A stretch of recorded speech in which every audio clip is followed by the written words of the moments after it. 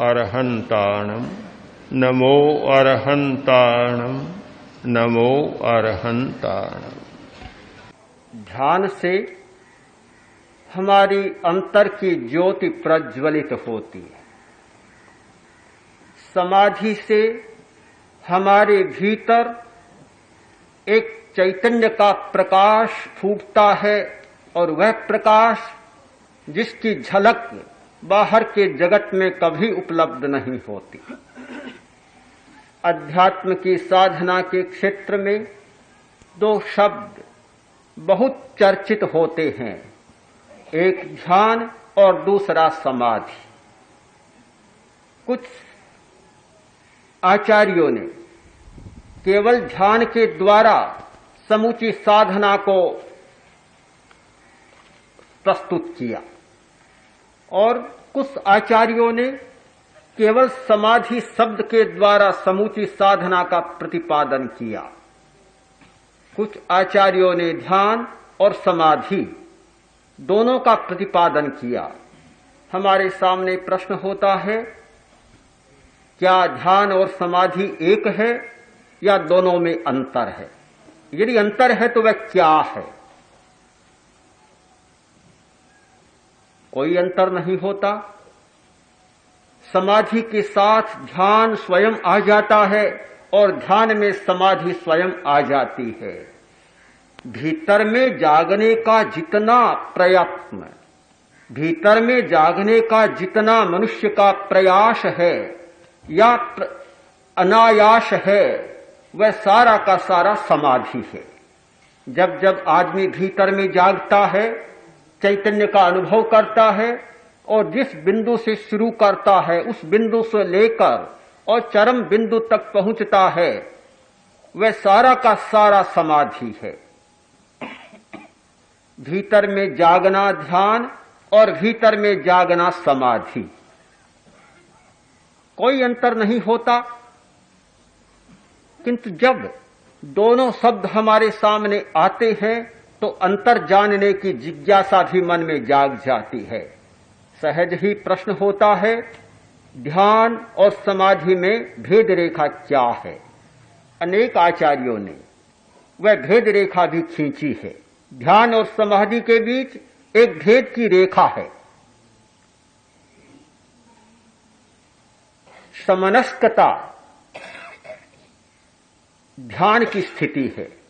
ध्यान में मनुष्य समनस्क रहता है और सेंद्रिय रहता है। ध्यान में अमन नहीं होता, अमनस्कता नहीं आती और इंद्रियां भी बिल्कुल निष्क्रिय नहीं बनती। समाधि की अवस्था आती है, मनुष्य अमनस्क बन जाता है, अनिंद्रिय बन जाता है। अनिंद्रिय की एक वह अवस्था है वनस्पति की अवस्था, जिस अवस्था में इंद्रियों का पूरा विकास नहीं होता। अमनस्कता की एक वह अवस्था है वनस्पति की अवस्था, जिन जीवों में मन का पूरा विकास नहीं होता। क्या ध्यान करने वाला, समाधि में जाने वाला अनिंद्रिय और अमनस्कता की स्थिति में चला जाए, फिर वनस्पति जगत में चला जाए और उसका जो विकास हुआ था वह और कम हो जाए? यदि ऐसा हो तो फिर हमें समाधि की कोई जरूरत नहीं है। हमने वनस्पति से विकास किया और विकास करते करते 5 इंद्रियों और मन की स्थिति में हम पहुंचे, हमारा इतना विकास हुआ। और यदि हम समाधि के द्वारा फिर अनिंद्रिय की स्थिति में चले जाएं, हमारी इंद्रियां निष्क्रिय बन जाए, हमारा मन समाप्त हो जाए और फिर वनस्पति में लौट जाएं, तो समाधि का हमारे लिए कोई उपयोग नहीं होगा।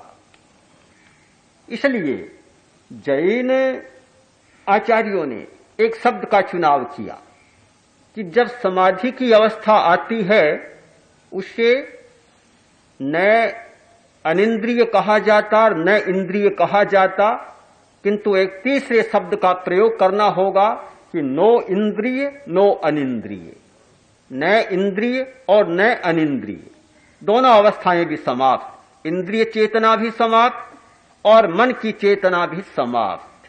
इसलिए न समनस्क न अमनस्क दोनों अवस्थाएं नहीं, किंतु तीसरी अवस्था घटित होती है जिसे कहा जाएगा कि नो समनस्क और नो अमनस्क, एक तीसरी अवस्था समाधि की अवस्था न इंद्रिय की अवस्था है न अनिंद्रिय की अवस्था है।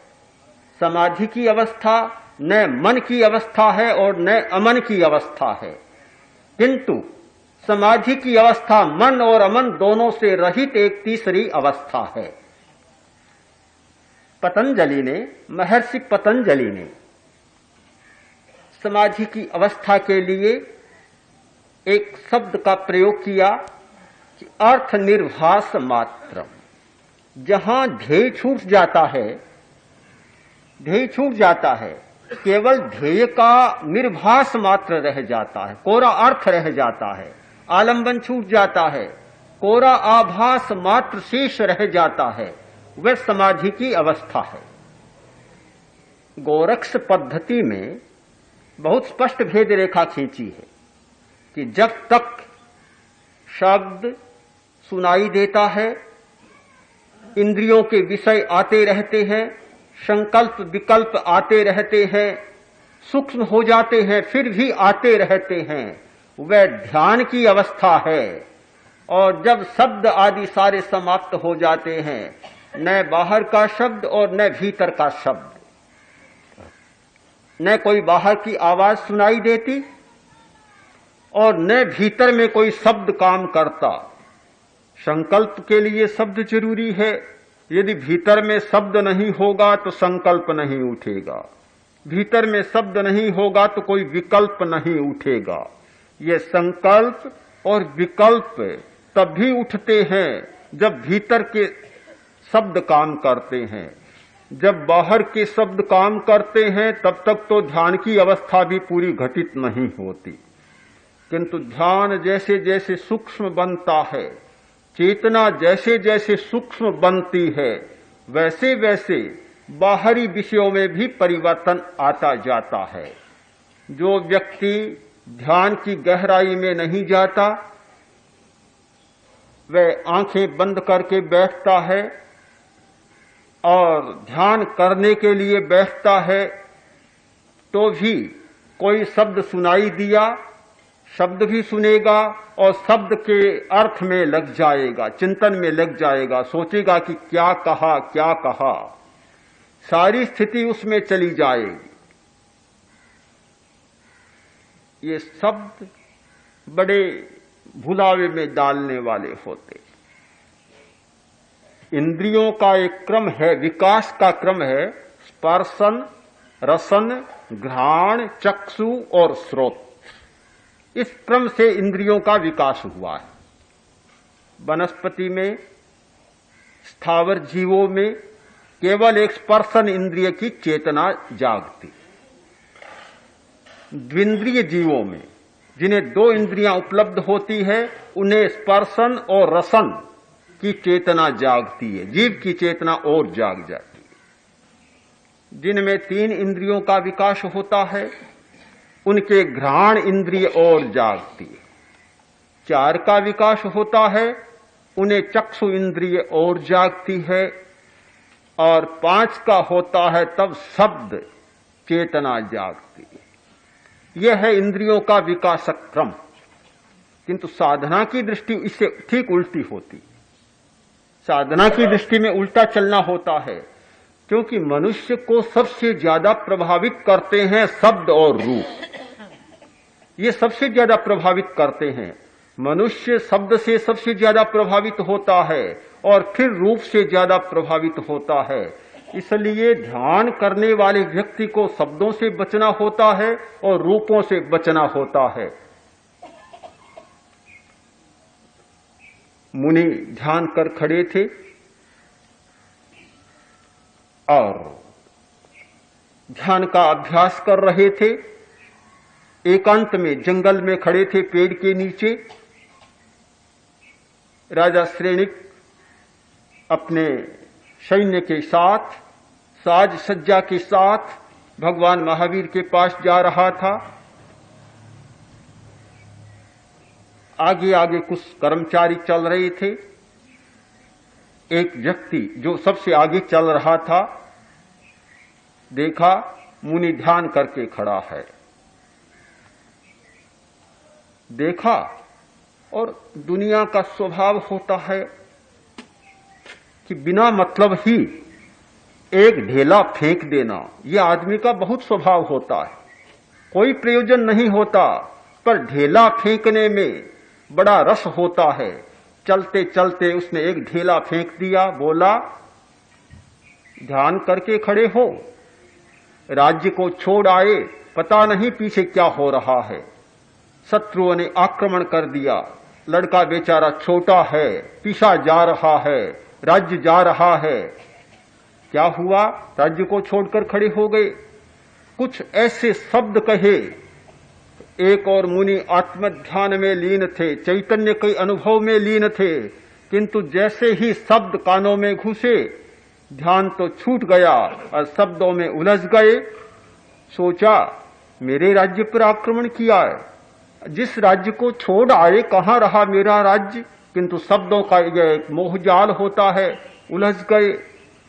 अभी मैं जाता हूं और पूरी सेना की शक्ति के साथ, पूरी ताकत के साथ शत्रु पर फिर आक्रमण करता हूं, पछाड़ता हूं और देखता हूं कि वह कैसे मेरे राज्य को लूटता है।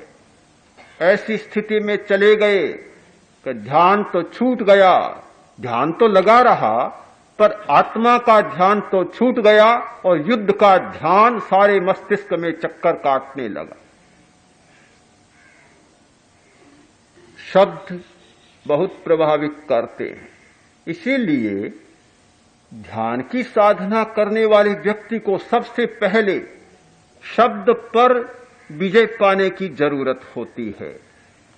शब्दों को न सुने, और यदि सुने तो उनके अर्थ पर चिंतन न करे, ध्यान न दे,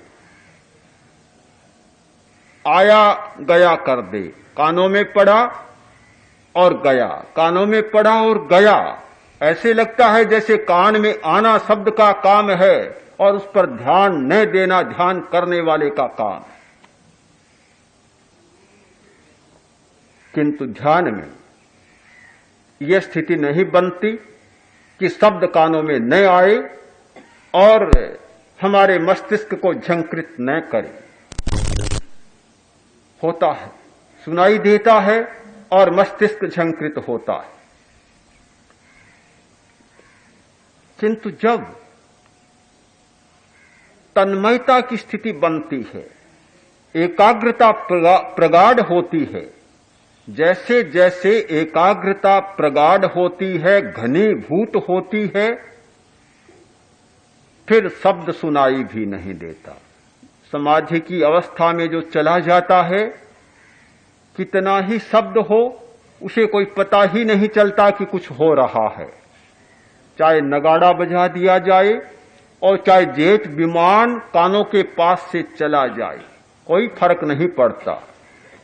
कितने ही डेसिबेल का शब्द हो जाए, कितना भयंकर शोर और कोलाहल हो जाए, समाधि की चेतना में पहुंचने के बाद हमारे सारे संवेदन केंद्र, इंद्रियों के संवेदन केंद्र और मन का केंद्र सब निष्क्रिय बन जाते हैं।